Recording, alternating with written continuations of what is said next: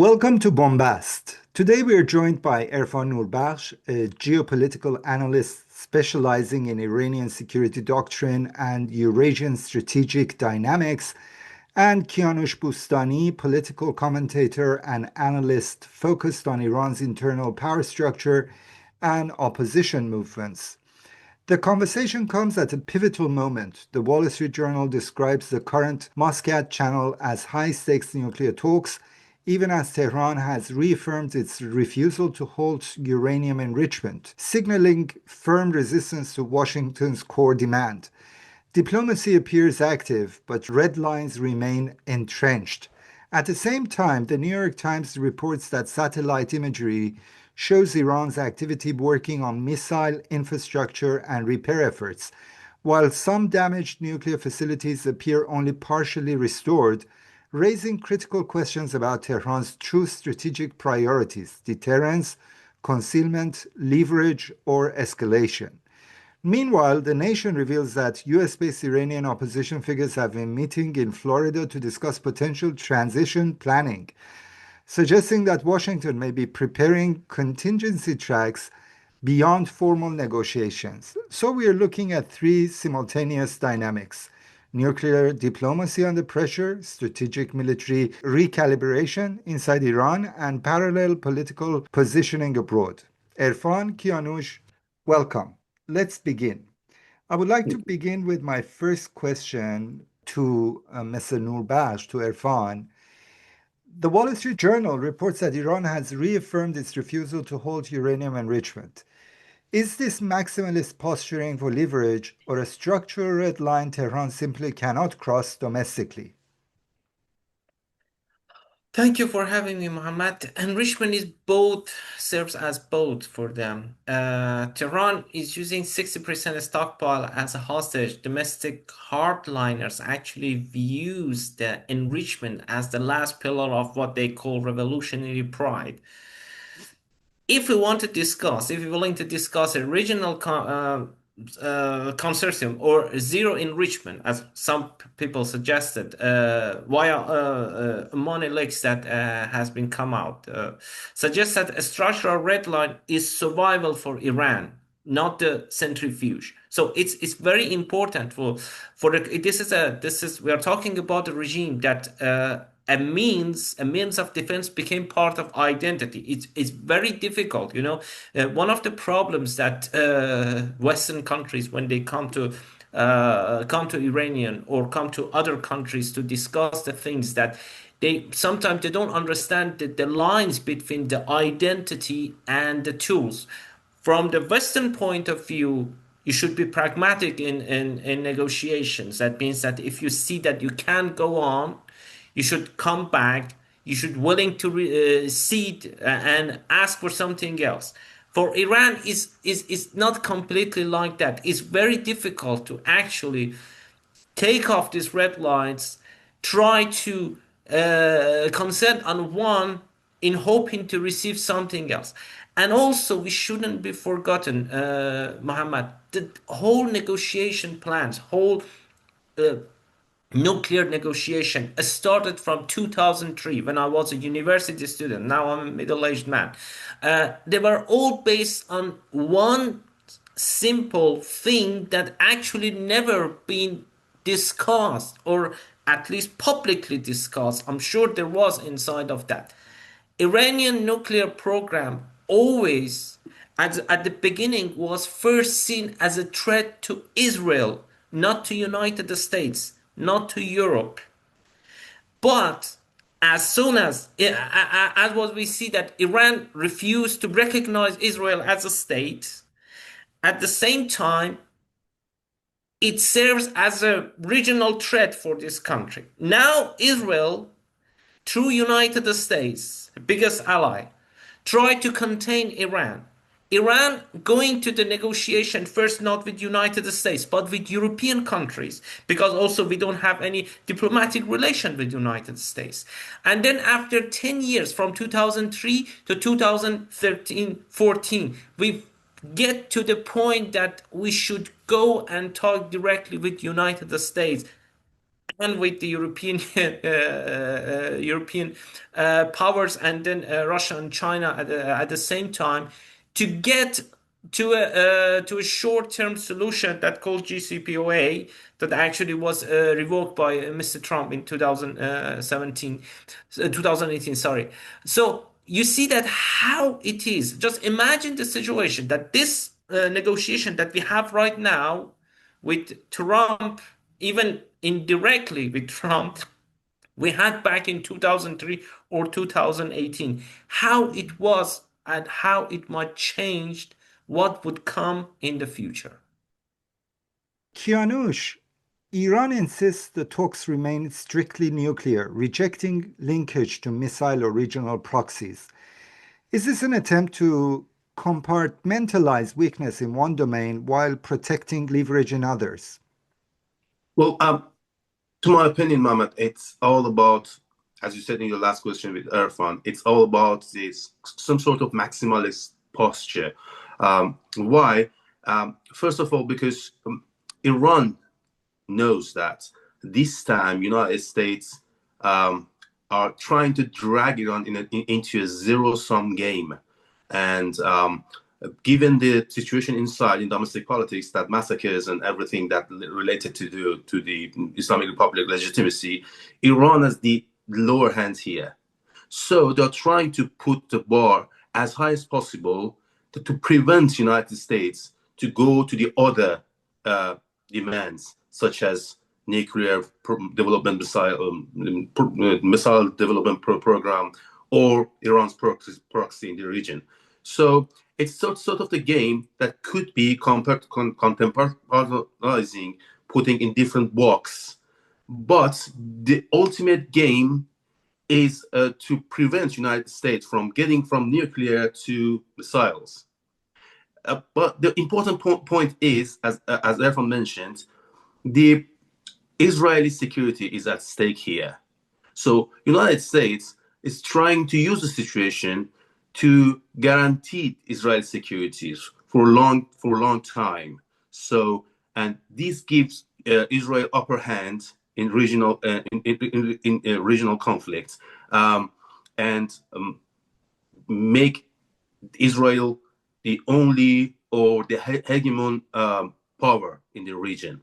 So United States coming to the game, introducing or tossing a zero-sum game to Islamic Republic, and Islamic Republic understand that and trying to prevent it by putting the bar as high as possible on a nuclear program, and prevent Israel and the United States to go to the other parts. So that's the strategy. But given the situation, it's a very risky strategy that, given the limited option of Islamic Republic, I think it's their only resort to play this very complicated game.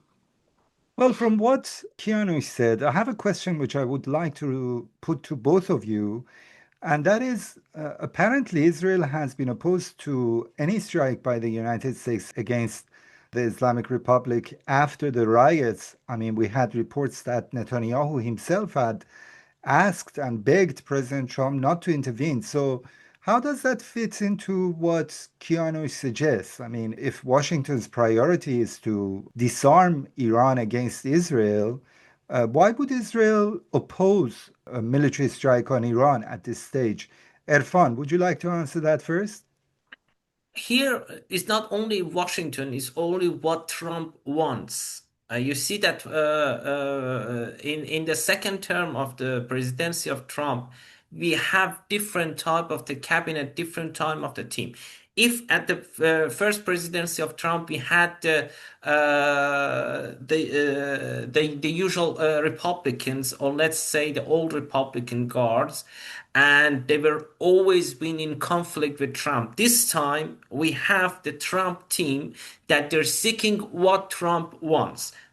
Right now we have Trump's son-in-law and Trump best friends who are negotiating with Iranian foreign minister indirectly, even if we call that. So I guess that I feel that Trump doesn't want to, and sometimes it's still he wants to have such an agreement as he was trying to reach that agreement in the last spring when he gave the ultimatum of 60 days, something like that. And even when the 60 days finished that day, that he didn't attack. And then after that, Israel attacked. Some people, some analysts says because Netanyahu feels afraid that this kind of negotiation is not going to serve, is going to actually help Iranian regime to survive and continue hostility toward Israel. So it just disrupted.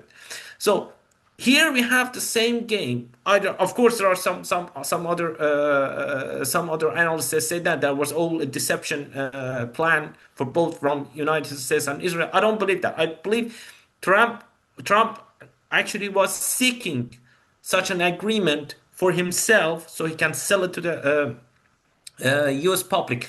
Don't forget that whole the MAGA idea is that the Democrat foreign policy was something that most expensive for United States. But Trump foreign policy is a beneficial foreign policy for whole American people. So imagine the situation. You spend so much on bringing around 13% of US military might to the region. That's a huge expenditure. And then at the end, you don't gain anything. Or let's say that the negotiation actually wins and you gain something without firing a shot. That's a winning for Trump, but it could be a loss for Israel. Again, in 2015, when we had JCPOA, there was Israel and Persian Gulf Arab monarchies. They were against the deal, but in that moment there was different type of hegemonies. Iran was in different page of history, and the balance of power we had 5+1 who reached this agreement with Iran, not only United States. So Israel could not disrupt the deal. But this time, as he showed in the last spring, he can't do it. So when we talk about what he wants, what Israel wants, what Netanyahu wants, what Trump wants, we should remember that now we are in 2026, many things changed, and many things that actually coming not from the establishment, coming from the leaders themselves, and leaders urge and needs and their political wins. Okay, I would like to put the same question to you and Kianoosh. How do you explain that paradox between Israel calling on Washington not to resort to a military action against Iran and at the same time stirring up unrest inside the country, claiming idiotically that next to every Iranian demonstrator there is a Mossad agent? How can we explain that? I mean, Netanyahu, by doing that, Mossad, by doing that, has given a green light to the Iranian regime to basically call Iranian demonstrators. I think they are complicit in the bloodbath that has taken place in Iran. Yeah, I'm not denying that they are complicit in the bloodbath in Iran, but I put my ethical criticism always to Islamic Republic and say that Khamenei, if Islamic Republic wasn't what it is now, there wouldn't any sort of that sort of interference in Iran, or maybe there was an interference, but a different form. Anyway, short answer to your question, Mohammed. It's all about the 12 days war experience of Israel. For the very first time in its history, after 1967, a foreign military could reach its cities with missiles. So it was a very traumatizing experience for them.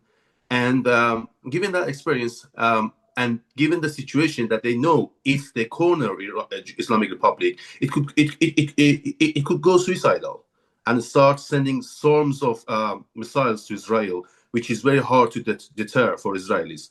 I think they need that time to bring more anti-missiles equipment like Patriots and TODs, as we have seen in the reports, to the region, and seek help from Europeans like last time to help them to deter and shut down the missiles from Mediterranean Sea, and convince Arabs, monarchies, to help them and to let them use their bases inside the countries. So I think, given that I believe that they have sorted out all these problems, now Israel wants to go back to plan one, which is using the situation to weaken Iran, or one option for them to help them to topple Islamic Republic altogether. Erfan, who benefits more from the delay right now, Washington or Tehran? Is Iran buying time for internal consolidation, or is the US constrained by election cycle pressures? Iran hoping that actually by delaying the negotiation can put Trump in a difficult situation, because as you say that the mid-election also comes along, and we don't forget that UEFA football championships, also World Cup football championships, going to be happening in United States in summer. So this is a time that US cannot go to war. Of course, it's still far from that, but there is a rapid shorting windows that are actually closing. So, but still, look what we have from one side. US brought that mighty armada, as it calls, to the region. Iran right now, after the bloody January, is not in that position to start a war, or actually even not to start, to defer. Look, as Kianoosh mentioned, the 12 days experience. In 12 days experience, what happened that Iran could actually finish the war somehow in 12 days, while with missile capacity, second, there was no uprising inside the country, except what Israel actually thought will happen. But this time they are not sure that if that happens again after what happened in January. So imagine the situation now. This time, United States start this war, not Israel, with in different capacity, with bigger capacity. And after that bloody January, and also now we have a person who shows himself as an alternative to the Iranian regime, again call upon people. Now it's the final time, and uprising starts. This time Iran will lose for sure, because they can somehow deter the foreign limited intervention. But if the foreign limited intervention, or not limited, combines with internal uprising, that's delivering coup de grace actually to Iranian regime. That is very true. Kianoosh, if these talks collapse, as they look to be collapsing, do we move towards calibrated military strikes, cyber escalation, or prolonged deterrence standoff? It could be a mixture of cyber war, border and sea blockades, and a military strike. I do not believe it would be a one-off strike or happen during 1 week or 2 weeks. To my opinion, it could continue for months to disable the whole Islamic Republic. Iran is a big, large country with considerable military capacity and a very genius military structure. You know that IRGC got in every province one semi-independent forces that can act independently. It has happened a few years ago that they restructured IRGC. So I believe it could be a mixture of that, a mixture of cyber attacks, border and sea blockades, and military strike. But it would happen in sequences, because I believe the United States need to consider outcome of every strike stages and go to the next one. And I think, unfortunately, it would be a long military strike to me. Erfan, the New York Times reports that satellite imagery shows Iran rapidly repairing missile facilities, while nuclear sites damaged in prior strikes appear only partially restored. If missile infrastructure is being rebuilt faster than nuclear enrichment facilities, what does that signal? Is Tehran prioritizing conventional deterrence over nuclear breakout capacity? Yeah, conventional deterrence is very important right now. You know, repairing a missile site is very faster than nuclear site. It's a defensive pivot. Nuclear site take years to rebuild, and even let's imagine that you rebuild them.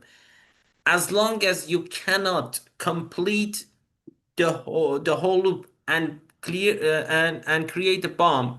I still believe that if Iran wanted to build a nuclear bomb, he already lost the momentum. The momentum was the first decade of 21st century, and we lost it. We cannot build a bomb anymore. But a missile battery can be operational in months. So Tehran is signaling like this, something like this. We don't have the bomb yet, but we have the arrow. We can hit Tel Aviv. We can hit US bases today. And hitting Tel Aviv, as Kianoosh mentioned, that is very important signal that we can repeat what we did last time. So that's one of the reasons that actually Israel still feels unprepared for that. And also what we saw, why we have this negotiation at the first place, because the regional power, Turkey, Saudi Arabia, Iraq and Qatar, also we heard that they urged Washington to give the diplomacy another chance because they are all afraid what might happen. Last time, at the last day of the war, Iran hit Al-Udeid base in Qatar. What if this time it hit more places in the region? If it doesn't, because last time it was just one attack from US, and then Iran responded symbolically, and it symbolizes that we can't reach US, but we can get you. Means the regional powers in the region that and they are all defenseless, or actually they cannot deter that kind of attack, and it's very difficult for them also after that how to respond to Iranian activity. So this is actually somehow a better choice for Tehran to rebuild the missile site rather than nuclear sites. Kianoosh, how might Moscow or Beijing view Iran's choice to reinforce missile capabilities over nuclear restoration? Does this align with Russian doctrine of layered deterrence? Russian doctrine towards Iran, Mohammed, is always like, we don't want a war in the region, but we don't want a normalizing with the West, because they are hugely benefiting from this beef, this conflict between Iran and United States. So I think at this stage, which we are going toward the zero-sum game, even the Russia has no clear strategy how to react to keep that old strategy. I think, as usual, they're not coming to give significant aid to Iran, and the only thing that may concern Chinese is the oil price and the oil resources. They've shown that if they can replace that resources in short time, they don't mind what happened to Iran, because the level of investment, Chinese investment in Iran compared to other parts of the region, other parts of the world, even Africa, is very low, and it has no economic significance for them. So as long as they can find an alternative oil resources, they would give up and remain silent. As we have seen, they have been relatively silent in last 2 weeks. That is very true. At the same time, the National reports that US-based opposition figures are engaging in discussions in Florida regarding possible transition scenarios, suggesting contingency planning beyond diplomacy. Erfan, is Washington running two parallel tracks negotiations and regime contingency? If so, does that undermine trust in Muscat? Yes, after exactly what happened in Venezuela, they have an experience who actually worked. So again, Trump is okay with such a things that he can uh, do the regime change, a small one, that means that the regime stays at the same time, just let's say the Khamenei will removed and replaced by someone from inside the administration. So they are okay with that. And that is the least expensive option for them. One of the reasons that we heard those tweets from Trump, we are lock and loaded, you are coming to your aid. So he was hoping that actually this uprising will bring down the regime, so somebody will come out that will be more nicer to US and make a deal with Trump. But at the same time, they brought the military might in the region. So they signaling that either you will do what we like to do. Don't forget that the words of the Clausewitz, war is mere continuation of policy by other means. What does it mean? It's not war is not just a violent act. It's a calculated political tool used to achieve some goals when diplomacy fails. That was Clausewitz meant. Exactly what we're seeing right now from Trump. It's a textbook operation that at the same time we show you carrot, but we also have the stick. So choose between them. So politics right now is a guiding intelligence, and war is instruments that military action will serve the political objectives. Political objectives to bring another regime or change the behavior to of the current regime, make it more sympathize and recognize the Israel and be willing to cooperate with the West and cooperate with Israel in the region. If that doesn't happen, we have the tool to make it happen. Yes, that is a tool that they would need in their toolbox, like they did before the Second Gulf War, which led to the regime change in Iraq. Kianoosh, how influential are diaspora opposition networks in the US in shaping US strategic thinking? Are they meaningful actors or symbolic pressure instruments? There are only minor tools in the toolbox, Mohammed. Given the situation, the incompetency, division between opposition, they could not act like major tools in United States strategy towards Islamic Republic of Iran. But this news that they are going to gather opposition in Florida, it, it should be very startling to Islamic Republic, because the same experience have happened just a few weeks, just a few days before they start the war in Iraq. They gather opposition leaders, Chalapi and Coase, in Hilton Hotel right here in London, and warn them that we are going in. You are either put your petty conflict aside, or you won't get anything from that cake that after Saddam's collapse. It could be a warning to Islamic Republic of Iran and use it as a leverage. And it could be a warning even to opposition. It seems that they're saying, look, we are not going to spend billions of dollars to topple the Islamic Republic of Iran for you, and then going in to spend another billions of dollars to run your country, like Iraq, like Afghanistan, with that traumatizing experience for whole American civil society. So I think all these factors involved in gathering that opposition. But I don't see any competency or seriousness, to be honest, in Iranian opposition at the moment to play a significant role in this game. Yes, that's unfortunately a very sad truth.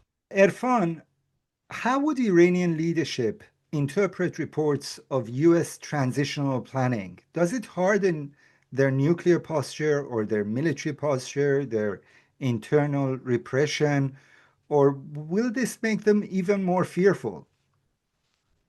They always believe that United States end goal is regime change in Iran. They never trusted the West, and in some cases, West was to blame too.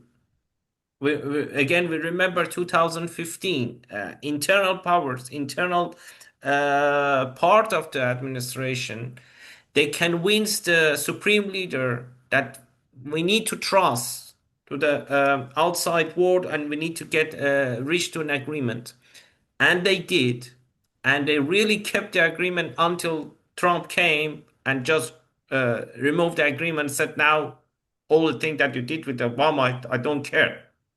You have to deal with me. So again, this kind of movements, and then we remember what happened next, killing Soleimani. That was the moment that were pivotal for Iranian foreign policy and the reaction in the region. So the same thing happening right now. At the same time, they want to buy time, but even I think inside the Iranians statesmen, they all believe that this negotiation won't go anywhere. Washington wants the war, wants the regime change, but thanks still they are not get clear to that plan how to do it. So we have some places to maneuver inside, and also they think that by what they heard from Arab countries and other regional powers like Turkey, the regional powers are against that kind of regime change, so that could help them. But don't forget that they may say that in public, but in private, at least what we heard from the Arab monarchies, they are not against the regime change of Iran. They are just afraid that it starts publicly, clearly from their soil. So they have to share the responsibility for that, and tomorrow Washington just can just leave them against Iran. That could happen, or Iran actually respond to that.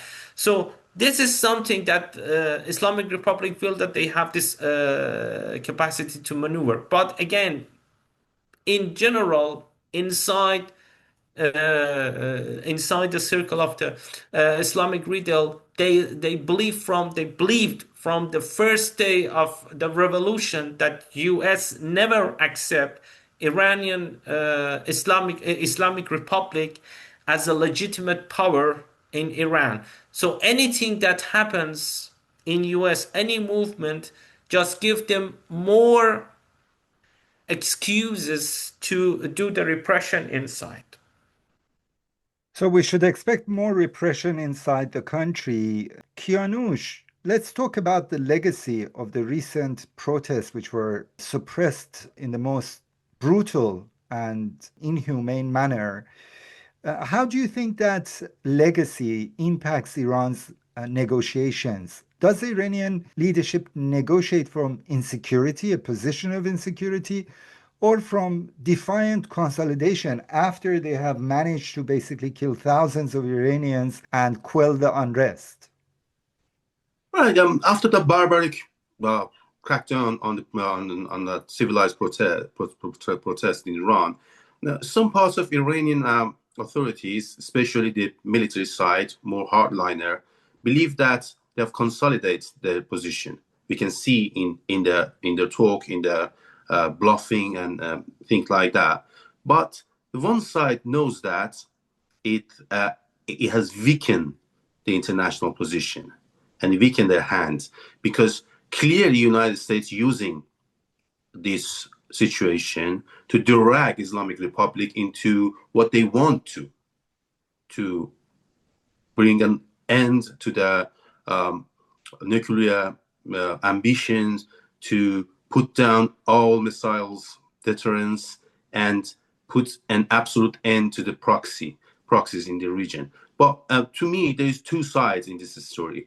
One side that the diplomatic, the foreign policy establishment in Iran knows that it's a weakness, but the other side, the military side, believe that it has consolidated their position inside Iran, and they do not care how it can affect their international stance against the United States in such a pivotal time. Well, this brings me to the final segment of the interview. It's a very good beginning for this segment, which we will focus on the big picture, on what comes next. Erfan, do you think Iran can sustain prolonged sanctions while rebuilding strategic assets? If United States blockade what we saw in Venezuela doesn't happen, still Iran have some ways to evade the sanction, as we saw in the last years, secretly selling oil energy product to China and some other countries, in willing to get less dollars, petrodollars instead. That what we saw that actually tricked the whole this demonstration started from that, because Iran cannot just receive the money directly. It has to go through several layers. And when one of the layers stops sending the money, that the moment that actually the real collapses more. So somehow they can do it, manage it. But again, if Trump decided to repeat the same scenario like Venezuelan drift, that means that first you completely blockade the country from sending any oil, anything, and then hoping to bring down the regime or find the people inside the administration who will cooperate with you. Iran cannot do that anymore, because if for example, if Russia allows Iran to go through the Caspian Sea to do some of these things that they are not going to do, that Russia is unable to do it right now, Russia's whole might is going waste in Ukraine right now. So this is one of the things could happen. Also, there could be, whenever we have big military presence, a miscalculation mostly happens. A miscalculation could happen, something like what we saw, for example, two drones came down near the Abraham Lincoln ships. Aircraft carrier. Yes, yes, air carriers not long ago. These kind of things also could start trigger bigger conflict. Also, maybe we have through the Russian, again, Putin, some kind of proxy deal that, for example, Iran ships is 400 kilograms highly enriched uranium to Moscow, and then Trump gets a win. Iran gets, for example, sanction pause, something like long, and also Putin will be more willing to help Trump in Ukraine. So there could be some of this scenario, or there could be all of this could be just a deception operation, as some people believe, and the war is inevitable.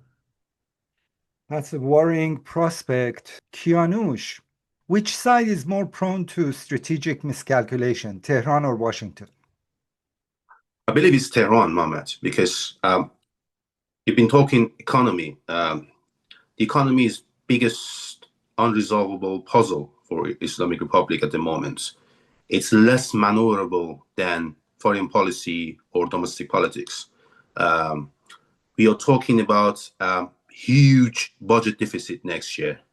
And given that Islamic Republic has to feed these parasitic organizations, such as this religious organization, and they can't sell oil like before, and many other factors, we're talking about, as usual, resorting to print money. And print money can in turn contribute to bigger inflation, or even hyperinflation. So given this economic situation, Iran is more prone to a strategic miscalculation, because they are really puzzled. They have no legitimacy whatsoever inside. They don't know what to do with this open top volcano inside the country, which could erupt again at any time. and they are cornered by the United States in their foreign policy. So they are, to my understanding, they are very prone to strategic miscalculation or even military miscalculation. Yes, I couldn't agree more, actually. Erfan, does this moment resemble 2012-2015 pre-JCPOA dynamics, or is this structurally different? It is different. We are in completely different era, and Iran is very, very weaker in very weaker position right now. And that moment, we are talking about a country that proxy network is degraded, the economy is in coma, and don't forget the most important things that happens in 2012, 2015. People in Iran were not looking in the sky waiting for a spark to happen, so it could give them a moment, give them the hope that they needed, give them the tool. Uh, that actually what is happening right now. In that moment inside Iran, the people still believe that they can change the course of action through the voting to finding a candidate. That's why they found they after the horrible time of the Ahmadinejad, they came again to the reformer this time in the face of the Rouhani, and they choose him to actually change the course of action. Right now, they are just waiting for the missiles to come. I'm not saying all people, but at least some part of the people in Iran again willing and waiting for a military intervention. The same people that 6 months ago, when Israel actually did that, they didn't uprise, they didn't come to the streets. But in 6 months, something happens horribly that changed completely how they think.